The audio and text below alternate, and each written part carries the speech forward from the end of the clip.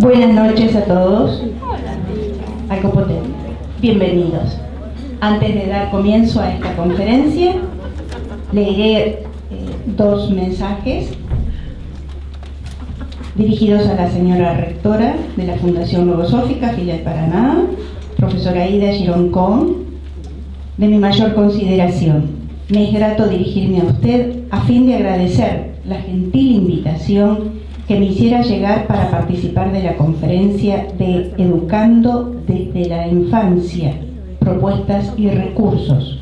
Actividades de gobierno que requieren mi presencia me impiden acompañarla en tan importante acontecimiento como es mi deseo, razón por la cual hago llegar a usted, a toda la comunidad educativa y a los profesionales disertantes y a todos los presentes, mi más cordial saludo, deseando que la misma se desarrolle con el mayor de los éxitos.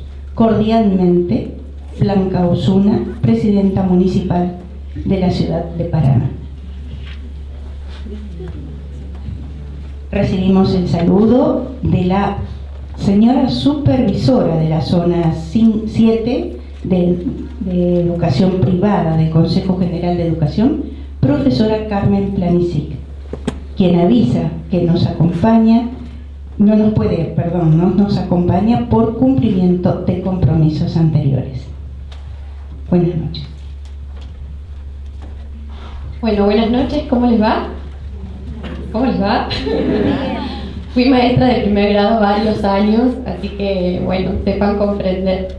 Les damos la bienvenida a esta conferencia que tiene como título Educando desde la Infancia, Propuestas y Recursos. Les vamos a pedir que, ¿cómo fue que me dijeron? Enciendan los celulares después que termine la conferencia. ¿Bien?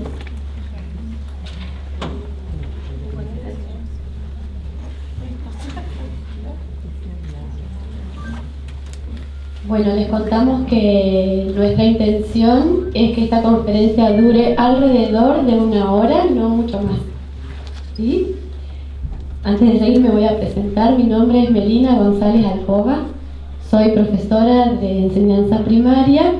Trabajé un poco más de 10 años como maestra de grado, al frente de un grado.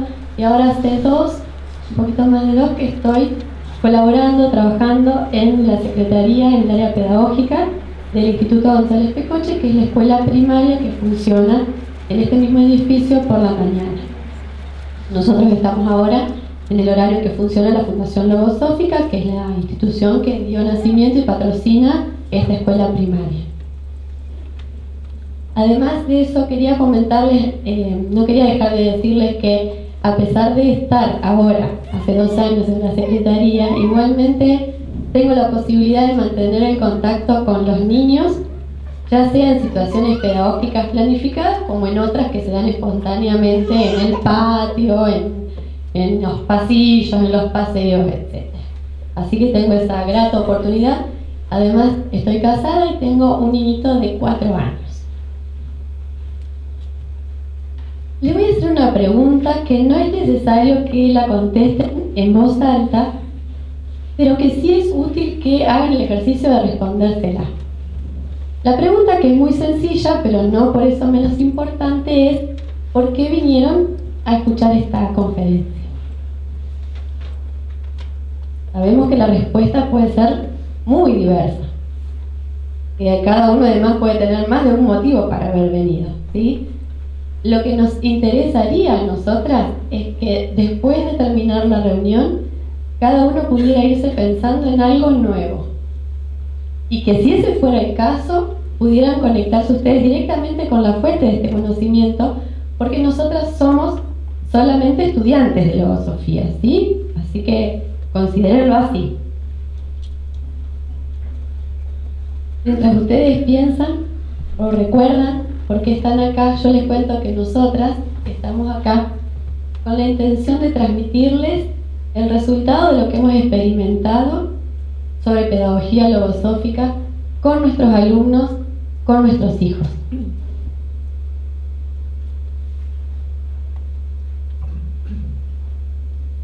Bueno, cuando Cuando empecé a pensar en este tema, una de las primeras cosas que vinieron a mi mente es que es un tema, una temática sobre la cual se ha investigado mucho, se ha estudiado mucho, se dicen muchas cosas, se escriben muchas cosas sobre educación, ¿no? Sobre todo educación a los niños.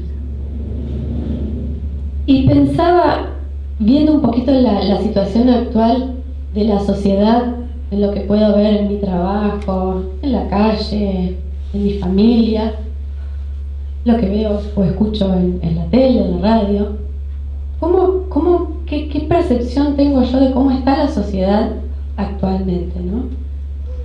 Y pensaba que en realidad todavía, si bien se ha hablado mucho y se ha escrito mucho y demás, todavía tenemos mucho que aprender sobre este tema, ¿no? Me preguntaba también cómo es que han ido evolucionando las formas de educar a través del tiempo, y que si bien ha habido avances muy importantes, en este aspecto puntual de la formación en valores, todavía hay muchos indicios que nos muestran que nos falta todavía tenemos que seguir mejorando, ¿sí? También, agudizando un poquito la observación con la idea de encontrar material para esta conferencia, pude ver muchísimos ejemplos de papás, de docentes, de abuelos, que realmente se esforzaban por enseñarle algo al niño con el que estuvieran.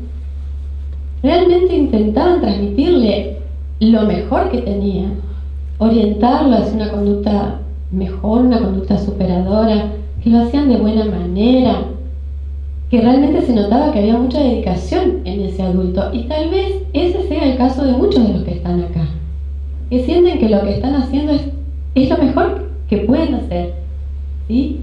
Y en ese caso tal vez se estén preguntando, entonces, ¿qué puede aportarme de nuevo la pedagogía logosófica? Bueno, es nuestro anhelo que después de escuchar encuentren alguna respuesta. Ahora les voy a invitar a que miremos un momento y nos preguntemos qué vemos cuando vemos a un niño. Imaginemos que ese niño puede ser el hijo de cada uno, el nieto, un alumno. ¿Qué vemos cuando lo vemos?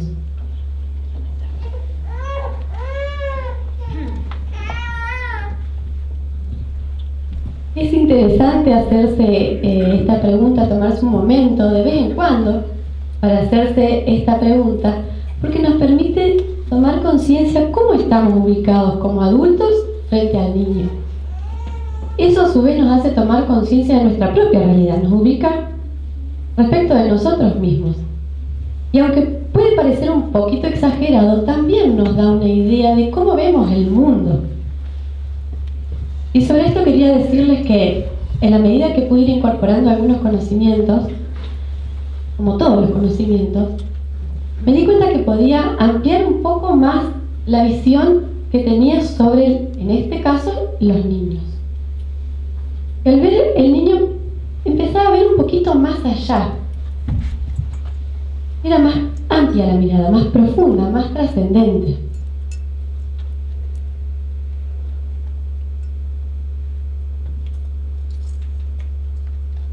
Pensaba también que muchas veces enseñar es corregir. Entonces, si tomamos por ejemplo ese instante, el momento que vemos que nuestro hijo, el alumno, quien sea, está haciendo algo que no está bien y nos acercamos para corregirle, para decirle algo. Nos enfrentamos con esa carita y ¿qué vemos? Vemos al niñito que está haciendo algo mal y que tiene que cambiar, tiene que dejar de hacer lo que está haciendo y hacer lo que nosotros le decimos porque es lo que está bien. Vemos además en ese nenito al hombre que va a ser mañana. Pensamos que ese hombre puede tener valores positivos que puede llevar a tener una buena convivencia, por ejemplo, en la familia, en el trabajo. ¿Qué proyección hacemos de ese niño en el momento que nos acercamos a corregir?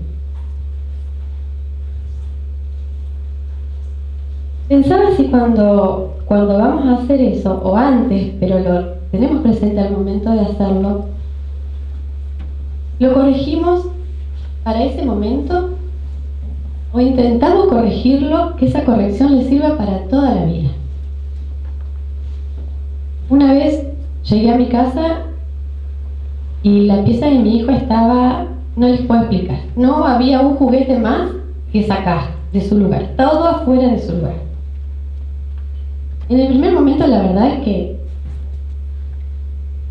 me dieron ganas de decir ciertas cosas, ¿no? Pero recordé que en realidad lo que a mí más me tenía que interesar era que la corrección que yo hiciera le sirviera a él para toda la vida, que pudiera ir construyendo en esa vida el valor que lo llevara a ser ordenado. ¿Qué me interesaba más a mí? ¿Que ordene o que aprenda a ser ordenado? Los papás conocemos, y los docentes también, y los abuelos también, muchos recursos de efecto inmediato para que ordene. Suena feo, pero algunos son la amenaza, que pueden ser más o menos sutiles, la amenaza, el trueque, el premio o el castigo. Si no ordenás, te quedas sin postre. Pero ¿eso es lo mejor que puedo querer para mi hijo? Pensaba en esto, ¿no? Que en buscar la trascendencia para la vida del niño en lo que le voy a decir y en lo que le voy a hacer, es que radica un cambio importante en la visión que tengo del niño al momento de actuar, sea para corregir, sea para formar. Ahora, ¿qué es lo que yo tengo que decirle al niño cuando me acerco para que eso le sirva para la vida y no solo para el momento? Vamos a ir recién di un pequeño ejemplo, ¿no? Si yo le digo ordenar, porque si no te quedas sin postre, ¿sirve para el momento o sirve para la vida? ¿Aprende él a ser ordenado por quedarse sin postre?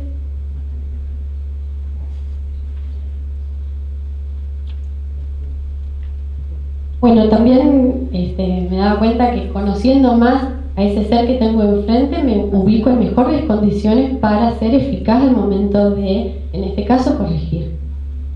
Yo les decía que los conocimientos amplían la visión que uno tiene, y uno de esos conocimientos, logosóficos en este caso, que a mí me ha sido muy útil, es la concepción de hombre como un ser biopsicoespiritual.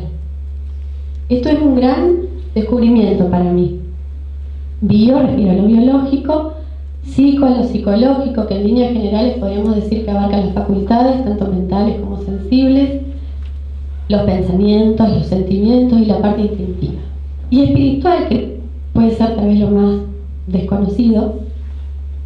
Logosofía considera que esa parte espiritual es la esencia, es lo que hace que ese ser sea único, es su parte original. ¿Sí? Es además la partecita que lo lleva a preguntar, a hacer esas preguntas que a veces nos dejan días y días pensando, a querer saber. Y también, y muy importante, es la parte que quiere ser bueno. Los niños en general, todos diría, quieren ser buenos, son buenos. En esa parte original también encontramos la herencia individual. ¿Qué es eso? Esa parte en la forma de ser de los chicos que a veces nos hace preguntarnos ¿cómo es posible que tenga tanta dificultad en la matemática con dos papás ingenieros? ¿Cómo puede ser que no le cueste tanto? O que un nenito de 4 años tenga muchísima facilidad para aprender y tocar el piano cuando en la casa nadie tocó nunca el piano, no hay ningún rasgo de arte. ¿Cómo es posible? Bueno, digo que esto que ustedes pueden ver ahí, que cuando apuntamos a construir en la vida del niño algo permanente, estamos nutriendo esta parte espiritual, que es tan importante porque es, a la vez que una orientación para la vida, es una protección para el niño.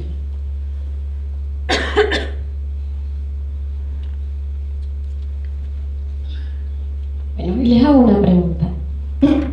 otra más.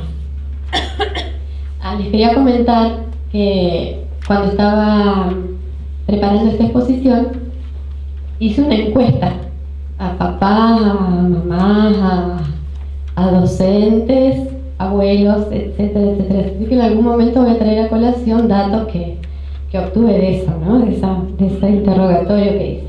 Una de esas preguntas era ¿cómo son los niños de hoy? ¿Cómo los vemos? ¿Cómo los vemos, por ejemplo, en la relación con los papás, con los padres? ¿Cómo hacen sus actividades? Comparando, apuntaba en realidad mi encuesta a comparar cómo son los de hoy comparados con los de ayer. ¿Sí? De esa encuesta que hice, me obtuve como resultados que los chicos de hoy son inquietos, despiertos, independientes, sociables, desinhibidos, consumistas, quieren todo y mucho. Son rebeldes y multitasking. ¿Saben qué es eso? Bueno, yo también tuve que preguntar. Multitasking. Task en inglés es tareas. Bueno, ellos hacen muchas cosas a la vez. Mientras comen, juegan a la compu y el autito al lado, todo junto. Con respecto al aprendizaje, a la capacidad de absorber conocimientos tecnológicos y todo lo que tiene que ver con ese tipo de conocimientos, todos coincidieron en que los chicos de ahora son más rápidos que los de antes. En cuanto a la configuración biopsicoespiritual, en la estructura que tenemos como seres humanos, la parte biológica, la psicológica y la espiritual, podríamos decir que somos iguales, los de antes y los de ahora.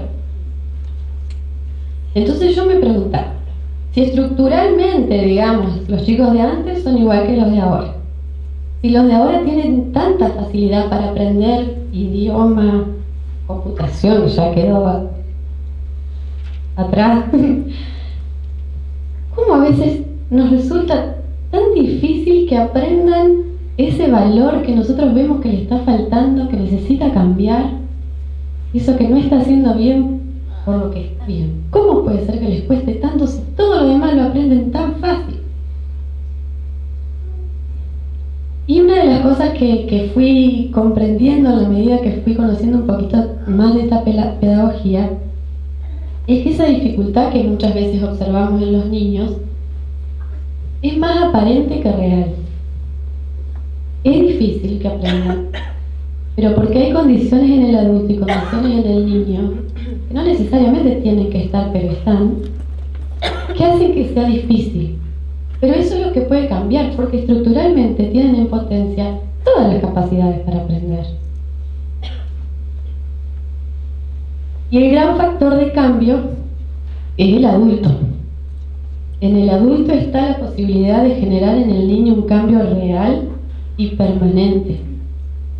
Es una responsabilidad del adulto y es una oportunidad. Entonces, yo me preguntaba a mí misma, ¿cómo soy yo como maestra de valores? ¿Qué tal soy como maestra para enseñar a ser respetuoso, por ejemplo? ¿Me puedo capacitar? ¿Es necesario capacitarse? Sobre esto va a desarrollar un poquito más Yamila, más adelante.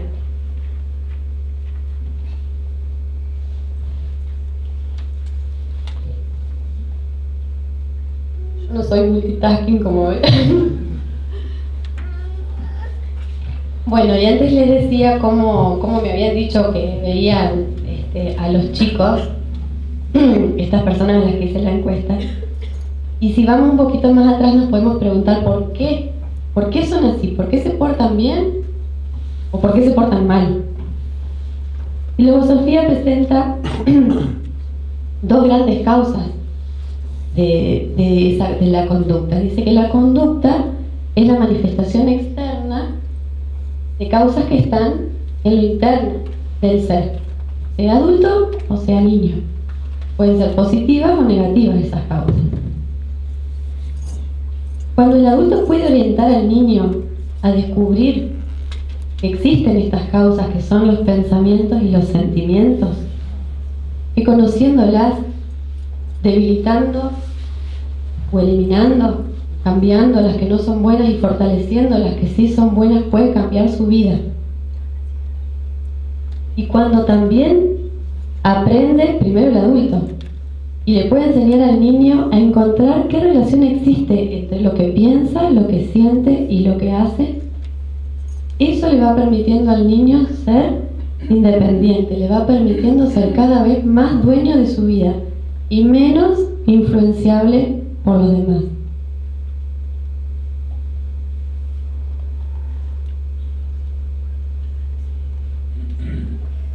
Ahora, para esto, el adulto tiene que tener muchos conocimientos y recursos que Logosofía permite adquirir. Si es que no los tenemos a todos, permite adquirir a través del estudio y práctica de algunos conceptos que son pilares para la pedagogía, como son el concepto de hombre, que vimos recién, el concepto de vida, el concepto de bien, de mal, de libertad.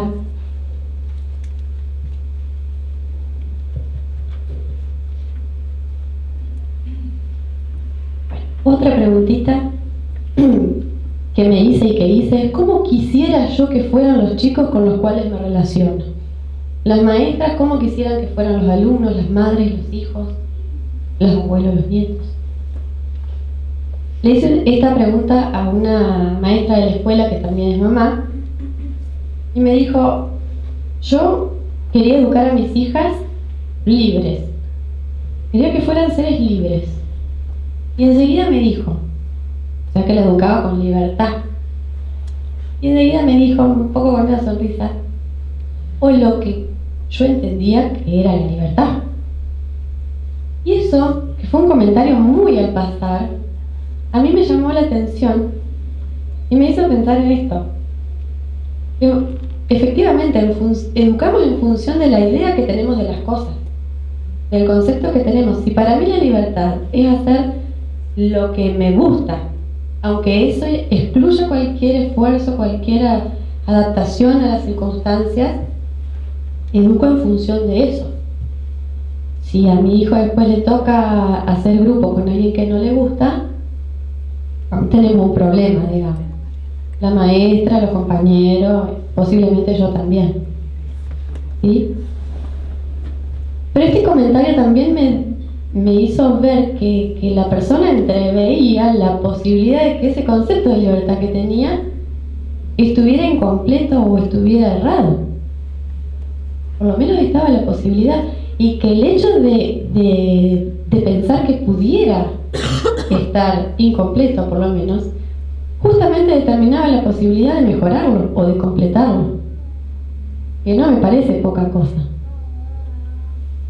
Entonces pensaba también que acá nos podemos preguntar, ¿pero existe un concepto verdadero de algo? ¿Existe un concepto verdadero de lo que es la libertad, por ejemplo? Y otro que no lo es, que está tergiversado, desvirtuado, incompleto. Y quería compartir con ustedes esta frase del autor de la Logosofía, que dice: uno de los más importantes propósitos del inmenso caudal de conocimientos comprendido en el saber logosófico es el de favorecer el retorno del hombre a la pureza de los conceptos.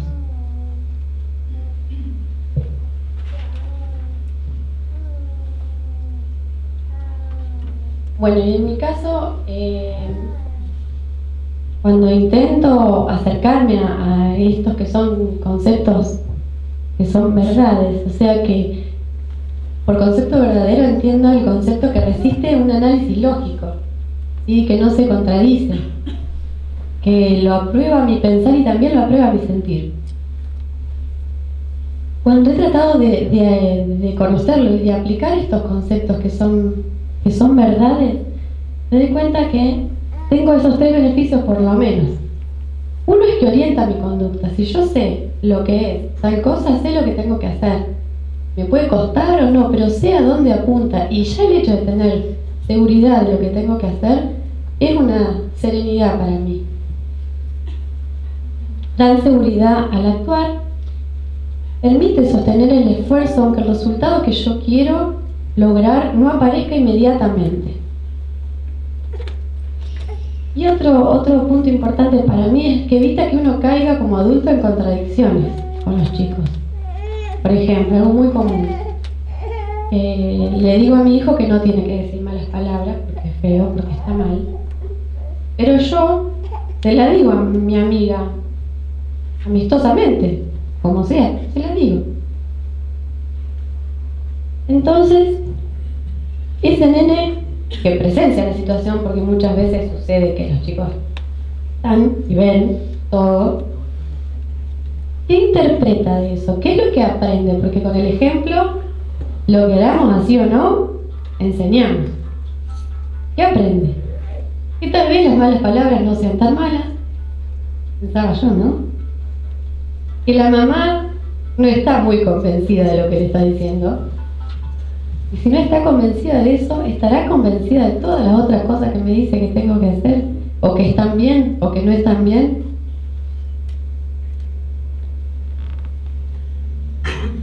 Entonces, esta pregunta que hacía al final, ¿estoy convencida de los conceptos con los cuales estoy educando a mi hijo, a los alumnos? Es importante por ahí hacérsela, revisar un poco qué concepto tengo y qué quiero transmitir. Porque si hay contradicción en algún momento, se nota.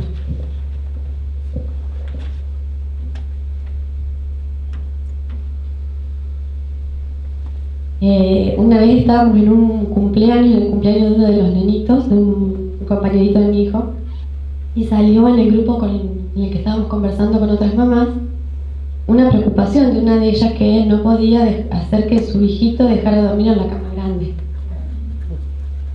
Y como todas las que estábamos ahí, estábamos o pasando por lo mismo o habíamos pasado hace poco, cada uno empezó a contar el método, ¿no? El recurso. El que fallaba, el que no fallaba, el que había escuchado, el que le contaron. Bueno, yo estaba haciendo una cosa, ¿no? Y estaba convencida de eso que estaba haciendo. Sin embargo, cuando volví a mi casa, me aparecían todas las otras sugerencias de lo que se podía hacer. Que miren, iba desde dejarlo que llore, que se le va a pasar solo, hasta dejarlo en tu cama, que se va a ir solo. O sea, toda la gama de opciones, y yo con lo mismo, ¿no? Entonces realmente me di cuenta que estaba dudando. Por eso, esta pregunta, ¿no? ¿En qué basamos nuestra confianza en el método que elegimos para lograr determinada cosa? Logosofía dice que hay dos cosas que son importantes para poder tener confianza en lo que uno está haciendo. Una de ellas es confiar en la capacidad de cambio que tenemos todos, los niños y los adultos. Podemos cambiar. Otro punto importante es que tenemos reservas internas, y los niños las tienen también, que no las conocemos en general, también las desconocen los chicos, pero que si apuntamos a ellas, seguro que vamos a tener más éxito. Es cuestión de encontrar el estímulo que logre accionar. De eso va a hablar dentro de un ratito nomás Julieta. Y para finalizar, y en relación a esto, veía que la responsabilidad del adulto es inmensa y crece cuanto más uno se da cuenta de las huellas que puede dejar, que deja de hecho en la vida de los chicos.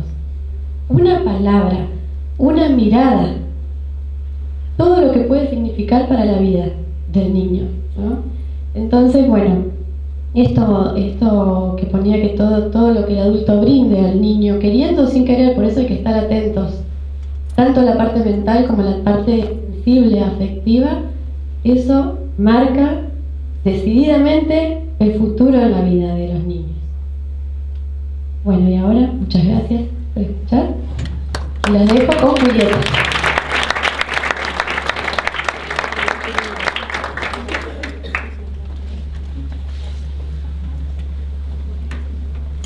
Buenas noches, mi nombre es Julieta Con de Patat, soy profesora de nivel inicial, maestra jardinera, soy licenciada en gestión de educación inicial.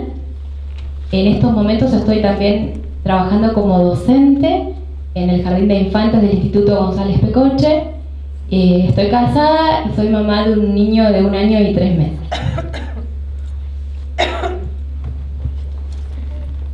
Bueno, yo me preguntaba cuáles son las mejores formas de transmitir los valores a los niños. ¿Qué recursos podemos utilizar para cambiar la conducta de los chicos? De eso es lo que vamos a hablar en este segundo bloque, de los recursos. Los recursos son muchos, yo voy a nombrar solo 4, voy a desarrollar solo 4. Bueno, les voy a contar una anécdota. Hace un tiempo observaba una misma situación vista por 2 adultos. Un niño de 5 años vuelve de jugar con un grupo de variada edad y la tía le pregunta cómo le había ido, a lo que él responde que no lo había pasado bien porque no había podido jugar al fútbol, ya que los chicos más grandes no le habían pasado la pelota. Entonces la tía le dice: ¡qué barbaridad! Esos niños no han aprendido a compartir. A esto el niño responde: sí, la próxima vez que los vea no los voy a saludar. La tía se dio cuenta que esto tampoco estaba bien y se lo dijo, pero no lo pudo ayudar mucho más porque en realidad ella también estaba molesta. Al rato llega la mamá del niño y se entera de lo ocurrido y lo llama para conversar y le dice: ¿te acordás que vos muchas veces no lo dejás a tu hermano jugar a las construcciones porque no sabe encastrar los ladrillos? Bueno, lo mismo le debe haber ocurrido a esos niños. Querían jugar al fútbol y vos todavía no sabes manejar bien la pelota. El rostro del niño cambió y se fue a jugar. Y esto me dejó pensando, porque yo observé que se respondieron 2 cosas diferentes y entonces en el niño se provocaron 2 reacciones diferentes, una positiva y otra negativa. Es que esta mamá tenía un gran conocimiento porque logró cambiar un estado de enojo de su hijo por uno de mayor serenidad y alegría. Esta mamá pudo traerle al recuerdo una experiencia donde le hiciera ver el otro lado de la situación y que él pudiera generar comprensión hacia lo que vivían los otros. Se pudo mirar más a sí mismo y dejar un poco de mirar a los demás. De esto se trata el primer recurso: el carácter en formación, los estímulos. Vieron que muchas veces nosotros decimos, cuando vemos a un niño, qué carácter que tiene, o tiene el carácter del padre o de la madre. Bueno. Para esta pedagogía, algo que a mí me llamó mucho la atención, el carácter está en formación. Dice que el niño en realidad no tiene el carácter formado, sino que el carácter se forma por los estímulos que recibe. ¿Y qué son los estímulos? Herramientas de cambio.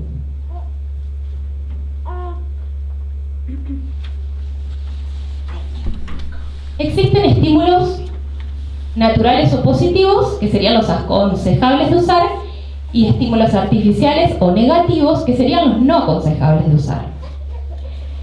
El estímulo natural es aquel que lleva al niño a la comprensión de las cosas que le rodean y que combate la creencia de hacerle creer que vive en un mundo o en una situación que no le pertenece. Les voy a dar 2 ejemplos de estímulo artificial. Todas las noches como mamá me enfrento a la realidad de que estoy cansada, quiero dormir y mi hijo quiere jugar. ¿Conocen esa situación? Hace un tiempo, cuando yo le mostraba por la ventana del edificio casas, que él las veía, yo le decía que todos los nenitos que estaban en esas casas estaban durmiendo y por eso él también tenía que dormir. Él me miraba con esos ojitos que inspiraban mucha confianza. Y esto me hizo pensar si yo le estaba diciendo una verdad. En realidad no, porque es mentira que todos están durmiendo en ese momento. Entonces me dije, bueno, pero no es una mentira tan grave en realidad. Pero después me di cuenta que sí es grave. Porque era grave la mentira, sigue siendo así, porque yo lo estaba privando de conocer una verdad. ¿Y cuál verdad? La verdad de la familia. ¿Y cuál es la verdad de la familia? Que papá y mamá han trabajado durante el día, lo han atendido gustosamente y ahora están cansados y quieren dormir. Y además su cuerpo también necesita descansar. Y además, no queremos formar niños comprensivos de lo que le pasa al otro. Entonces, ¿por qué le voy a decir una mentira, algo que no es un estímulo artificial, si en realidad le puedo decir una verdad que sería un estímulo natural?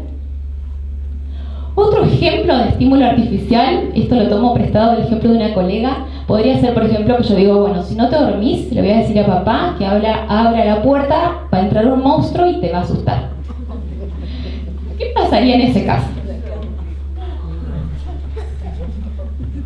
¿Cuáles son las consecuencias de los estímulos artificiales? La primera es que con el tiempo demanda del adulto mayor esfuerzo. ¿Por qué nos demanda mayor esfuerzo? Bueno, porque pasado el tiempo, el recurso pierde fuerza y hay que buscar estímulos cada vez más fuertes. Por ejemplo, puede ser que el niño diga, bueno, al final el monstruo no viene. O si tiene más bien una modalidad rebelde, puede decir, bueno, yo lo voy a salir a buscar. A ver, ¿dónde está el monstruo? ¿Cómo ha pasado? También va haciendo al niño dependiente del estímulo externo para actuar. En realidad, él se va a dormir, pero porque tiene miedo, no porque entendió por qué debe descansar.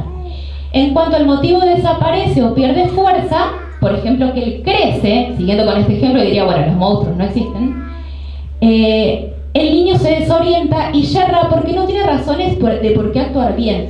Pasa mucho esto cuando llega a la adolescencia. Se fue un niño guiado mucho con estímulos artificiales, llega a la adolescencia, se enfrenta al mundo más real, tiene que tomar decisiones y está muy acostumbrado a vivir con los miedos o con lo que no, en realidad no es muy real.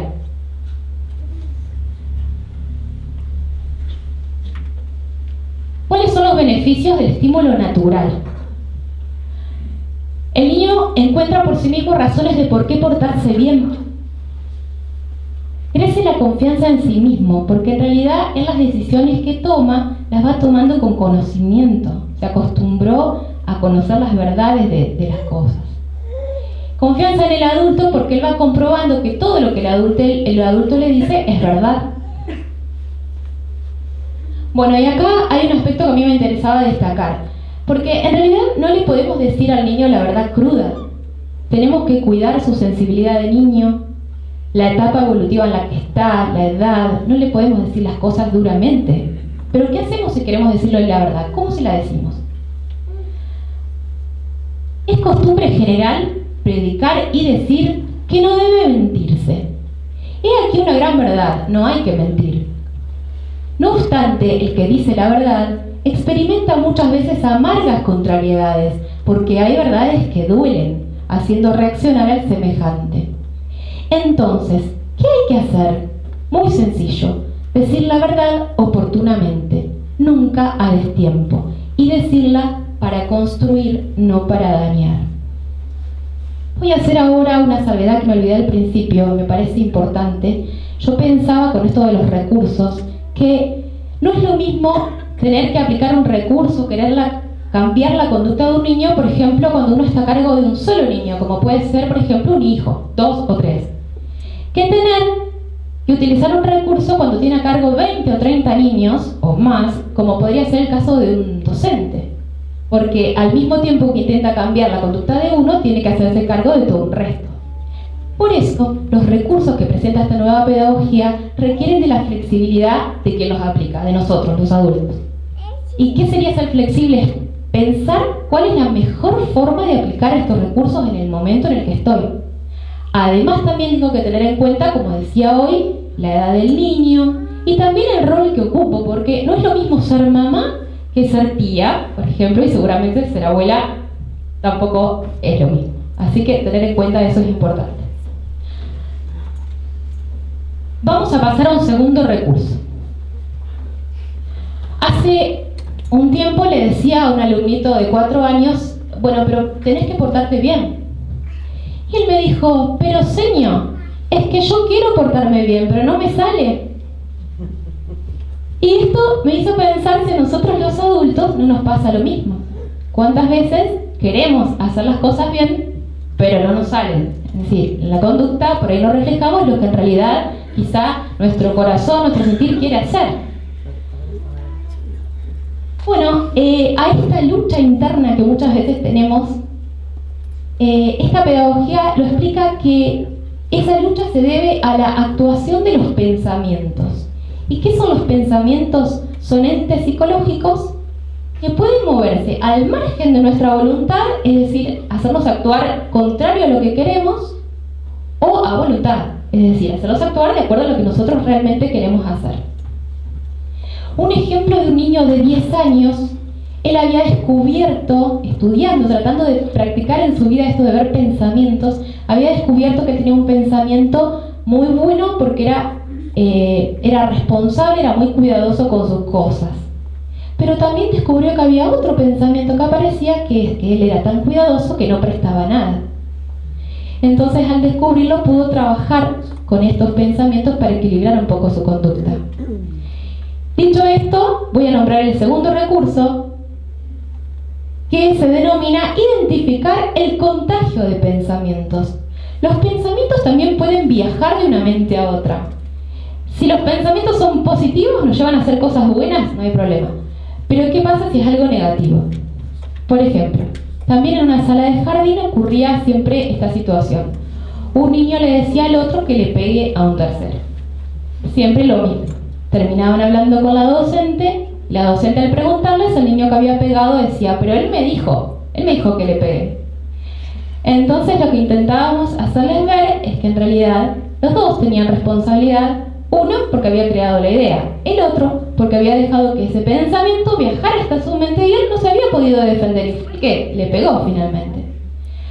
Pasado un tiempo, la docente escucha este comentario: no lo voy a hacer.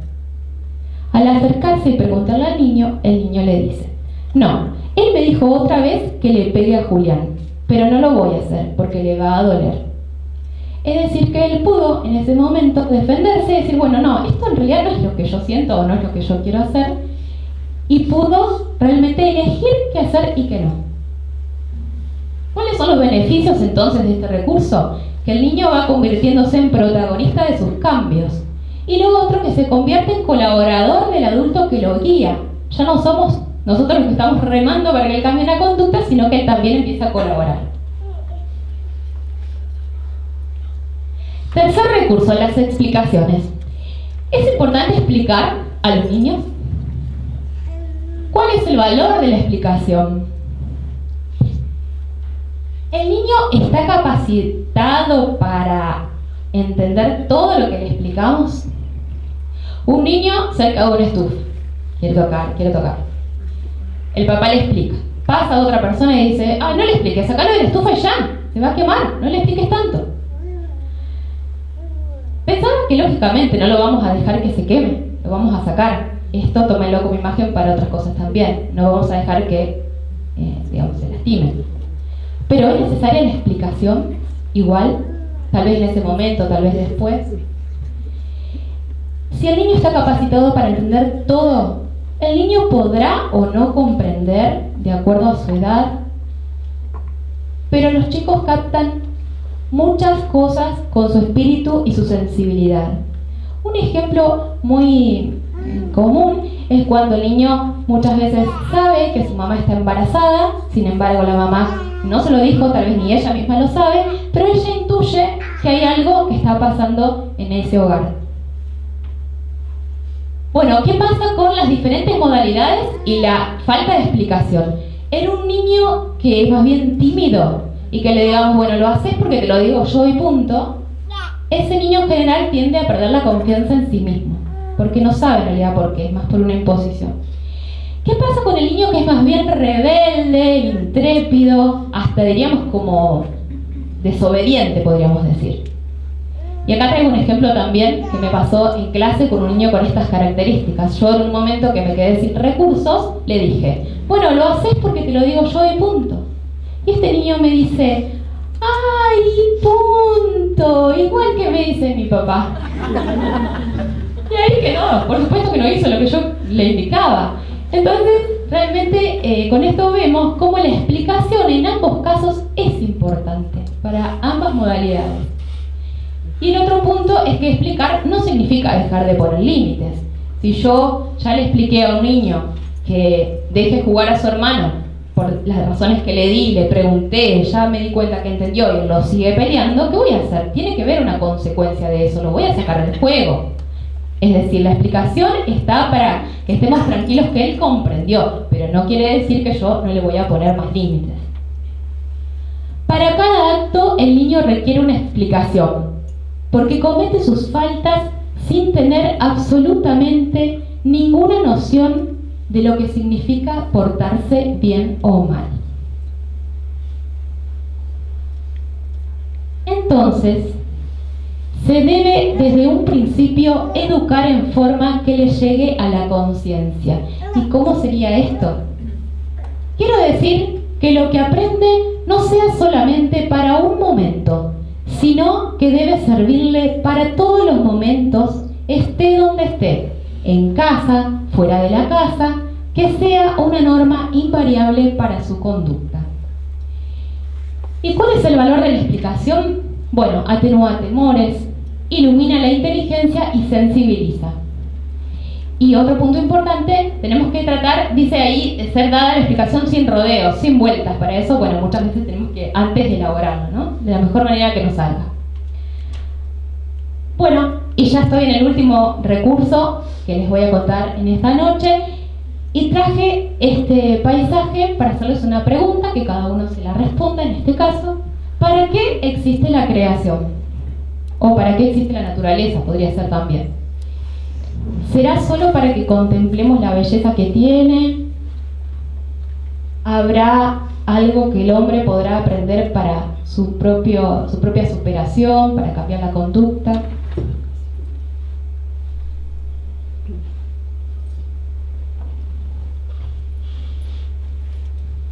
El cuarto recurso se llama la interpenetración. Bueno, la creación es un poderoso estímulo que puede llevar a los chicos a realizar cambios en su conducta.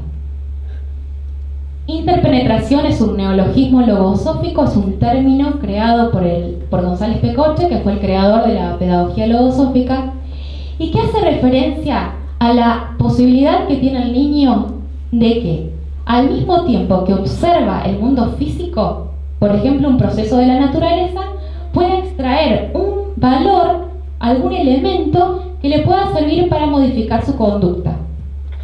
O al mismo tiempo que está, por ejemplo, cuando está en la escuela, aprende cualquier contenido de los lineamientos curriculares y al mismo tiempo puede extraer un elemento que le sirva para modificar su conducta. Y les voy a dar un ejemplo. En el Colegio de Buenos Aires, de la red de colegios logosóficos, en una sala de jardín, las maestras habían observado que había un alto nivel de crítica. Es decir, los niños tenían una incapacidad para poder ver la parte positiva de los compañeros. Entonces esta docente, a partir de un cuento, les dijo que trajeran piedras de las casas. Los chicos trajeron piedras, las miraron, las lavaron, las volvieron a mirar y se dieron cuenta que tenían brillos, como brillitos. Entonces la docente les dijo que las personas también, cada persona tenía su brillo, su brillito. Y que iban a hacer una actividad que era una rueda, se sentaron en rueda y la actividad era que cada uno tenía que descubrir algún brillito del otro. Es decir, que se descubrían los brillos mutuamente, ya sea una actitud positiva como algo bueno que pudieran haber hecho durante ese día.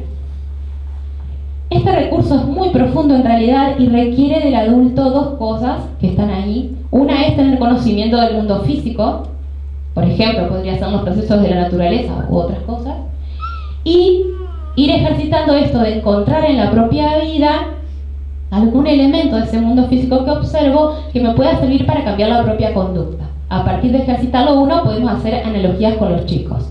De esto ahora va a hablar Yamila. Bueno, nada más, muchas gracias.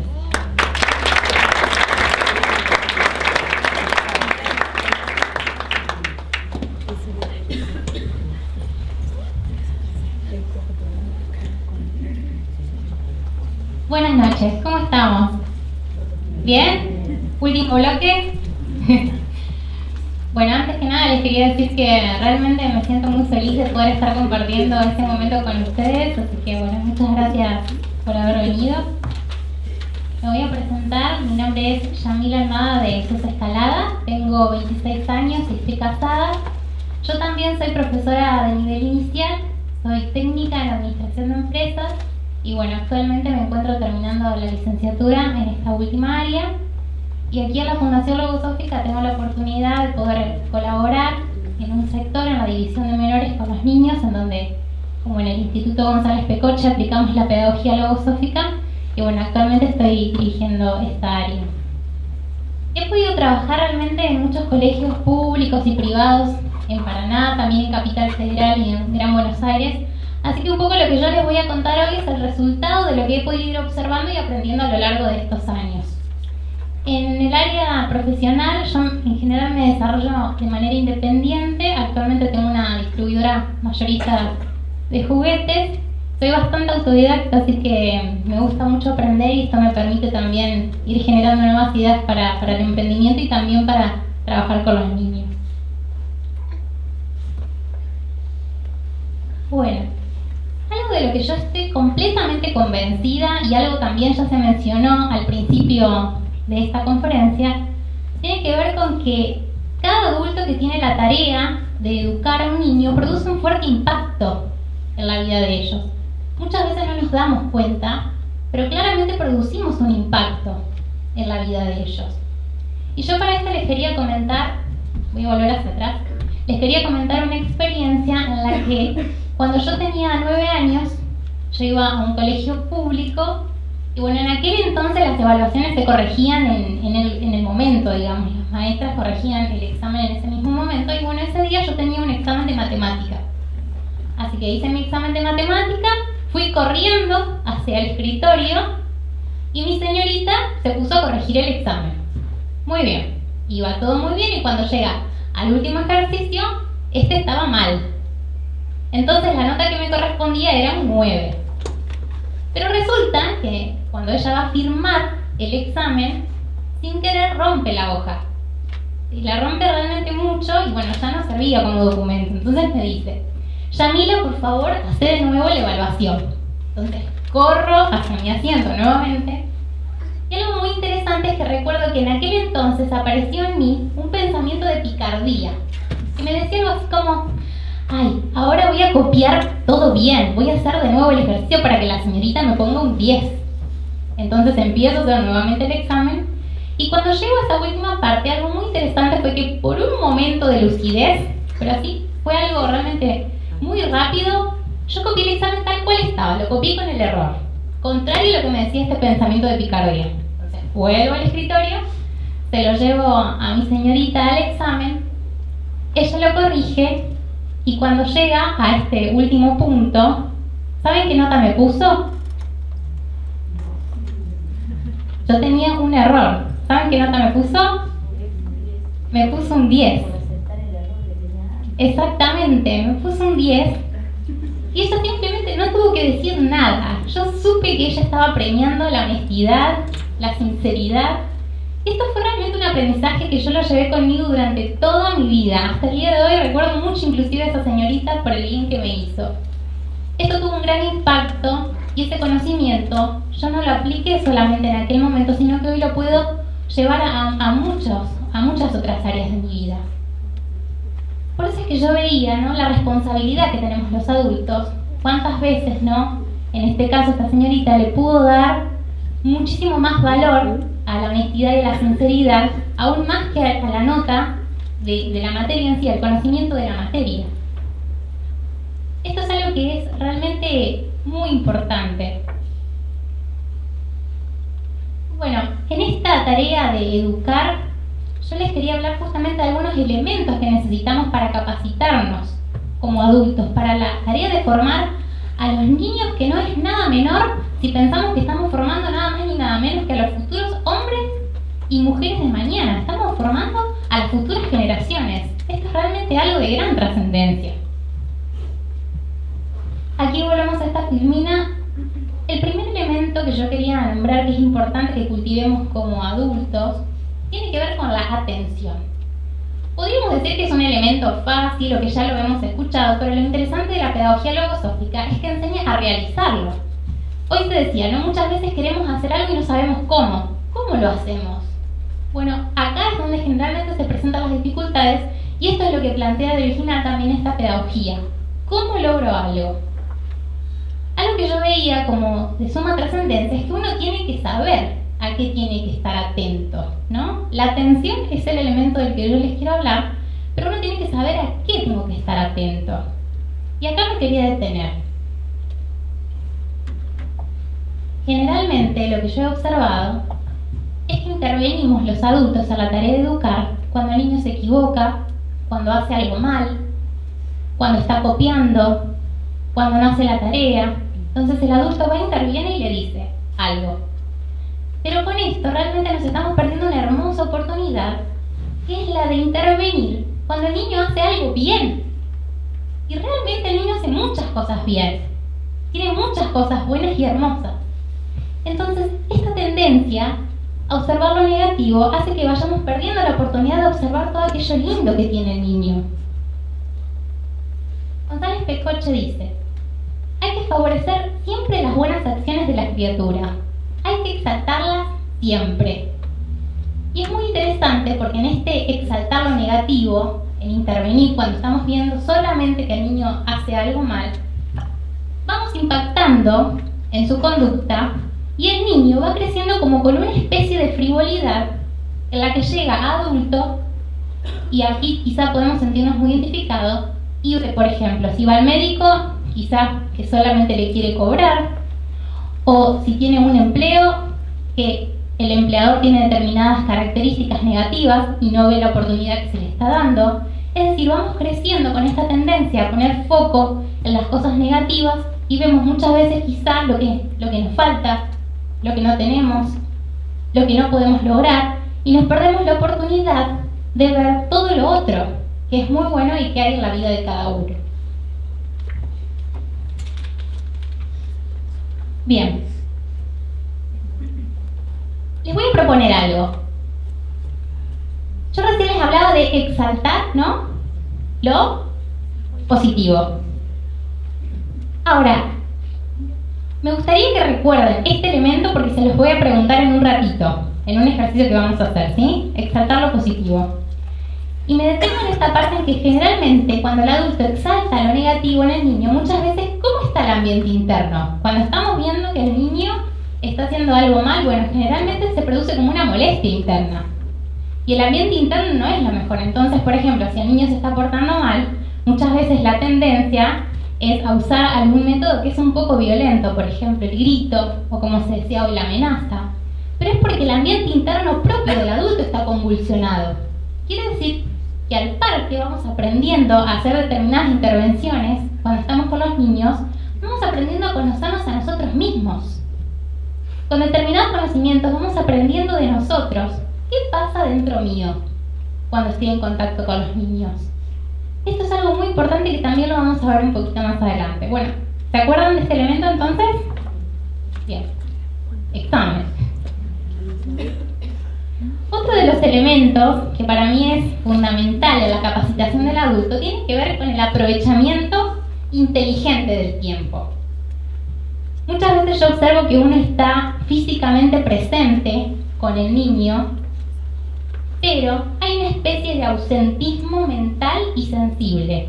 Es decir, el niño está por un lado, yo estoy por el otro, y lo que él está haciendo es algo totalmente independiente a lo que yo estoy haciendo. Y relacionado al punto anterior, no estoy aprovechando la oportunidad para educar, para formar, para decirle cómo debería ser su conducta. Esto es muy importante porque, por ejemplo, los docentes podrían decir, bueno, pero yo paso mucho tiempo con los niños en el aula. Por ejemplo, todos los días, todas las mañanas o todas las tardes. Y los papás también me podrían decir, bueno, pero yo a mi hijo los veo todos los días, paso muchas horas físicas con ellos. Pero lo interesante, y que esta pedagogía también enseña a realizar, es que el tiempo que estamos con los niños tiene que ser rico, no solamente en cantidad, sino también en calidad. Esto es algo que, una de las primeras cosas que también uno aprende a realizar, ¿no? Aprovechar el tiempo. Yo lo estoy mencionando en el área de la pedagogía aplicada a niños, pero también ocurre con la propia vida. Entonces, que el tiempo que estamos con los niños sea realmente rico, no solo en cantidad, en calidad también. E inclusive, yo no soy mamá, pero me atrevería a decir que si a veces no hay muchas horas físicas con las que se puede estar con el niño, pero si es rico en calidad, ese tiempo vale mucho.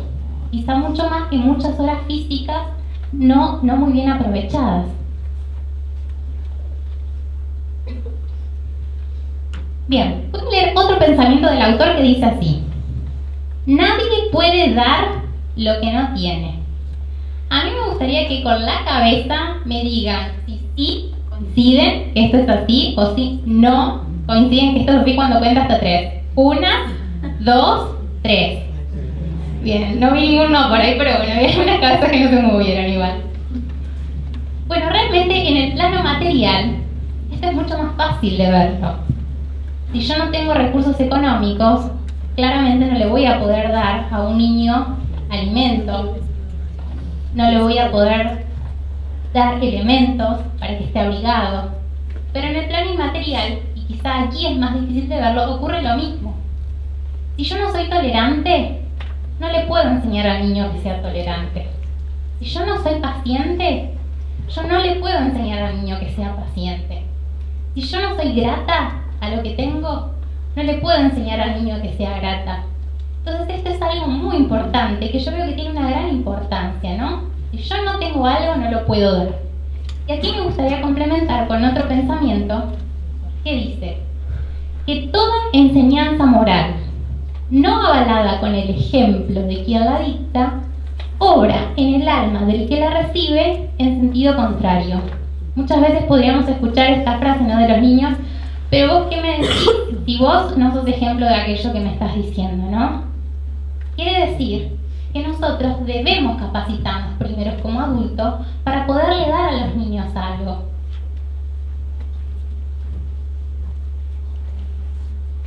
Bien, hoy cuando yo les hablaba, ¿no?, de que cuando intervenimos con los niños, a veces el ambiente interno no es favorable.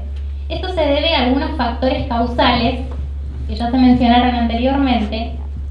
Y bueno, hay algunas contradicciones internas, ¿no? Algo que se produce dentro de uno que hace que en el momento de intervenir ante una conducta negativa del niño, el recurso quizá que utilizo no es el mejor.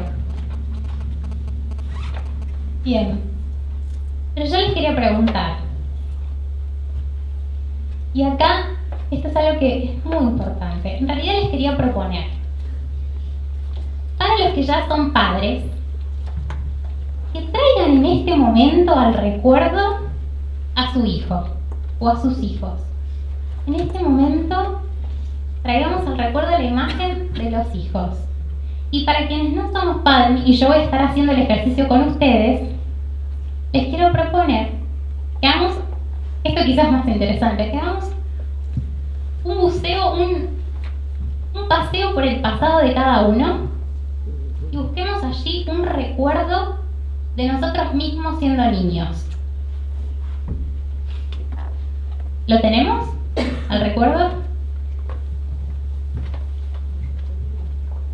¿Qué queremos para esos niños? Supongamos que para los que no tenemos hijos todavía, estamos viviendo en este momento, y para los que son padres y sí en este momento tienen a su hijo, ¿qué queremos para ese niño? Y haciendo uso del poder de síntesis que yo estoy segura que cada uno de ustedes tiene, me gustaría pedirle la colaboración a 3 de ustedes para que en una palabra me digan quién anhelan para ese niño. ¿Alguien quiere colaborar conmigo? Con una sola palabra, ¿qué quieren para ese niño? Que se divierta. Bien.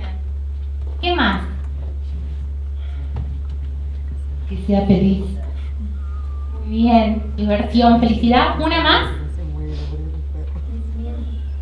Que crezca, crecimiento.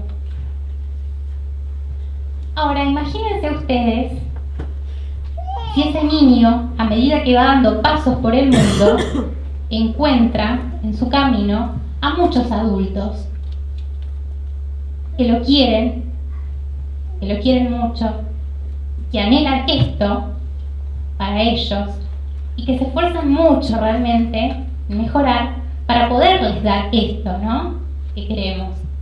¿No sería acaso grandioso? ¿No sería grandioso acaso que nosotros los adultos supiéramos qué elemento dar en determinado momento? ¿No sería grandioso saber con certeza que lo que estamos haciendo va a producir determinado efecto en la vida de ellos? Y lo interesante, y algo muy importante también que yo he podido aprender, es que uno tiene que aprender no solamente a unir la parte mental del mundo interno de cada uno, sino que también tiene que hacer participar a la sensibilidad en la educación con el niño. Tenemos que querer mucho y esto es algo que realmente se puede cultivar.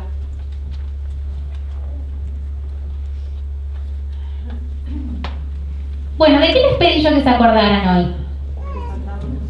Exaltar lo positivo, muy bien. Yo lo repetí hace un ratito, no me di cuenta, pero muy bien. Exaltar lo positivo. Bueno, yo quería referirme a un elemento que son las deficiencias, ¿no? Lo ideal sería que estuviéramos exaltando lo positivo constantemente, pero quiero presentar como dos facetas. Por un lado, que cuando exaltamos lo negativo, generalmente aparecen dentro de cada uno deficiencias. González Pecoche, y se los voy a recomendar realmente mucho porque es un libro que me encanta, me fascina, me parece, fue bestseller, excelente. Dedicó un libro entero a describir las deficiencias de todos los seres humanos, en donde describe no solamente cuáles son, por ejemplo, la falta de voluntad, la irritabilidad, la intolerancia, sino que enseña a superarlas. Y lo interesante es que en este libro, además, dice cómo se van gestando estas deficiencias desde la niñez. Y acá hay muchas claves. Pero a lo que yo quería referirme claramente es que estas deficiencias, cuando intervenimos, por ejemplo, de una manera negativa en el actuar del niño, no solamente le producen a ellos un daño, sino que también nos producen un daño a nosotros. Pero además, el desconocimiento de estas deficiencias hacen que nos confundamos y que muchas veces creamos que estamos actuando bien y en realidad estamos actuando mal. El elemento que trajeron recién es exaltar lo positivo. Pero, por ejemplo, si yo no conozco lo que es la vanidad, con características concretas, ¿cómo se manifiesta? ¿Qué me da indicio de que se está manifestando la vanidad? Claramente, en vez de estimular una conducta positiva en el niño, puedo estar estimulando una deficiencia. Y este ser va a crecer y va a llegar adulto con esta deficiencia. Si le digo, por ejemplo, tenés que ser el mejor, tenés que ser el número 1, tenés que ganar. A veces es más sutil, yo lo estoy exagerando un poco, ¿no? No vamos a estar exaltando lo positivo, vamos a estar, en realidad, exaltando una deficiencia. Por eso es tan importante conocerlas, para no confundirnos. Y lo más interesante también es que no solamente podemos estudiarlas para saber cómo no exaltar algo negativo en el ser, sino que también podemos estudiarlas para conocernos a nosotros mismos, para saber qué nos pasa.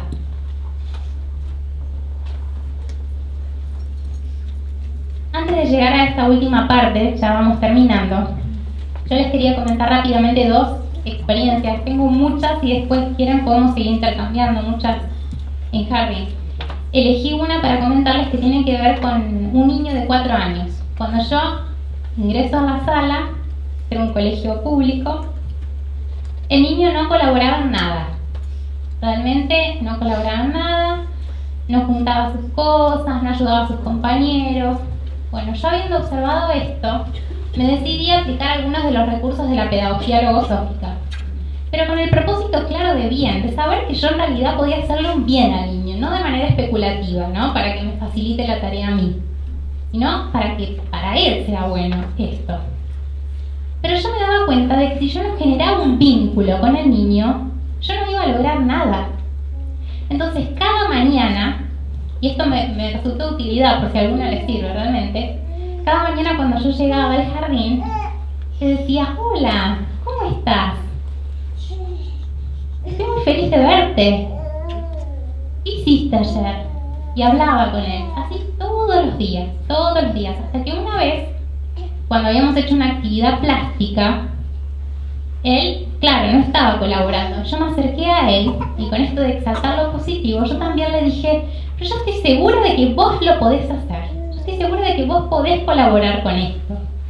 Bueno, me di vuelta a hacer otras cosas y cuando vuelvo a girar, él estaba muy compenetrado limpiando la mesada, con una esponjita muy compenetrado haciendo eso. Y me miró con sus ojitos, que los llevo guardado en mi recuerdo, como diciendo, Señor, lo estoy haciendo. Señor, lo estoy haciendo. Entonces cuando termina esta actividad yo vuelvo a acercarme a él y le vuelvo a decir, ¿no? Estaba muy bien lo que él había hecho. que me sentía muy feliz. Esto, si bien es un trabajo que requiere constancia, el niño logró de a poco irlo repitiendo a lo largo del tiempo, pero lo interesante es que el niño sepa que hay alguien que lo está ayudando, que sinceramente quiere ayudarlo y que está haciendo algo por él. Y la otra experiencia, simplemente la voy a anunciar, tiene que ver con un niño que tenía muchos pensamientos de violencia bastante fuertes, ¿no? Y también pudimos hacer un trabajo muy interesante, que además realmente a mí me hacía sentir muy feliz. Y yo pienso claramente que pensamientos como este niño no puede cambiar, yo no sé qué hacer con este niño, no hay nada que se pueda hacer, deberían ser pensamientos que nunca deberían estar en la mente de nosotros como adultos. Nosotros deberíamos estar siempre pensando en cómo ayudarlos, porque hay una manera de ayudarlos. Y esto es muy importante.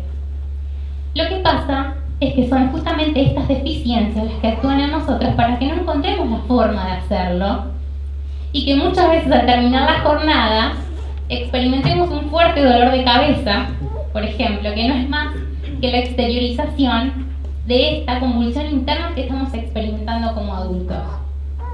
Y para terminar, la invitación que yo les quiero hacer es que cada uno de nosotros sea el mejor ser humano que pueda ser. Que cada uno se convierta en el mejor ser humano que pueda ser, porque esto realmente es lo que después le vamos a poder llevar al niño. Lo que somos como personas lo llevamos al área laboral, a la familia, a las amistades. Y esto es algo único realmente que podemos lograr.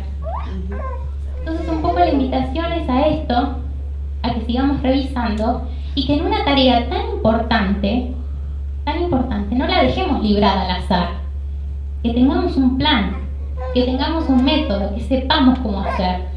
Porque de algo de lo que yo estoy segura es que cuando el niño está contento, cuando sabe por qué le pasa lo que le pasa, y cuando tiene un adulto al lado que lo está guiando de una manera muy estimulante, el niño anda bien en todo. Puede ser que tenga alguna dificultad en matemática, en lengua, pero va a saber dónde está la causa, va a saber si tiene falta de voluntad y se va a esforzar para superarla. Y esto es algo que no tiene precio.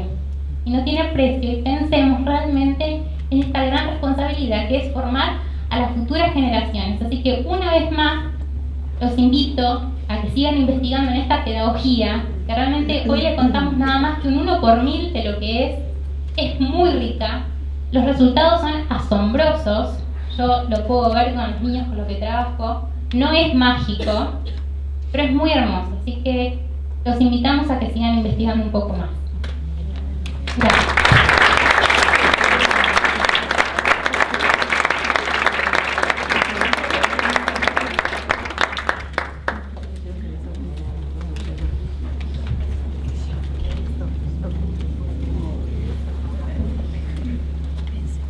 Bien, hemos llegado al final.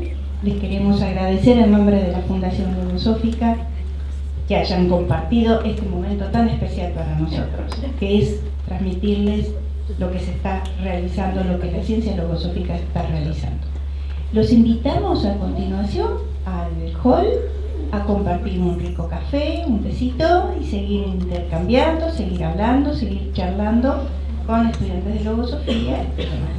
Muchísimas gracias. Les dejo con Ronnie. Buenas noches. Queremos comentarles también que la Fundación Logosófica ofrece cursos de información. Los mismos son gratuitos y no vinculantes. Y les pedimos a quienes estén interesados que por favor completen la ficha que se les entregó en el ingreso con sus datos personales y se las vuelvan a entregar a las personas que los recibieron en la parte de acreditaciones. Después, en breve, la Fundación se pondrá en contacto con ustedes. Muchas gracias.